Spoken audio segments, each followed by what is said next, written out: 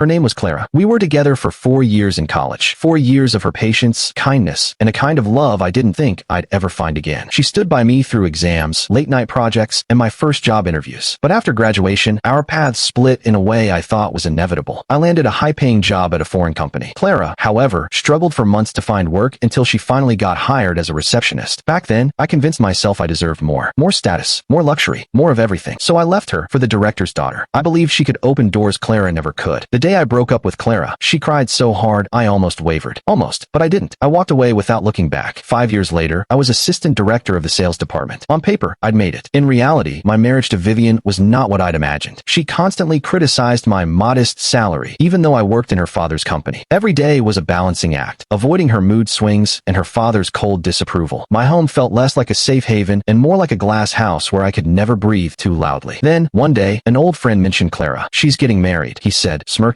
to some worker with no money. Guess she still doesn't know how to choose a man. I laughed, mockingly, cruelly. In my mind, I pictured her new husband in a cheap suit, worn out from years of hard labor. I decided to attend the wedding, not to wish her well, but to prove to myself that I had made the right choice. I arrived at the wedding in my finest designer suit, pulling up in my luxury car. Heads turned as I entered the hall. I felt superior, arrogant, and then I saw him, the groom. He wore a simple beige suit, nothing expensive, but his face stopped me cold. It was Mateo, my old college roommate, the quiet guy who lost a leg in an accident during senior year. He had been humble, helpful, always ready to lend a hand, but I never considered him important. After college, he became a construction supervisor. He didn't earn much, but he always had that easy, genuine smile. And now, there he stood on one leg, holding Clara's hand as if she was the most precious thing in the world. Clara was radiant. Her eyes sparkled with peace and pride. At the next table, two elderly men whispered, "Mateo's a good man. Works hard. Sends money to his family every month. Saved for years to buy land and build their little house. Loyal, honest. Everyone respects him." I froze. When the ceremony began, Clara walked to the altar with her hand in his. And for the first time, I saw in her eyes a happiness I had never given her. I remembered how, back in college, she wouldn't lean on me in public, afraid her simple clothes would embarrass me. But now, she stood proudly beside a man with one leg, but with a heart full of dignity. When I got home, I dropped my expensive bag, collapsed onto the floor, and cried. Not because I was jealous, but because I finally understood I had thrown away the most valuable thing I ever had. Clara didn't just find a husband. She found someone who would walk through fire for her. Since that day, I've lived more humbly. I no longer measure a person by their salary, their watch, or their shoes. Because now I understand, money can be earned again, but love, loyalty, and dignity, once lost, may never return.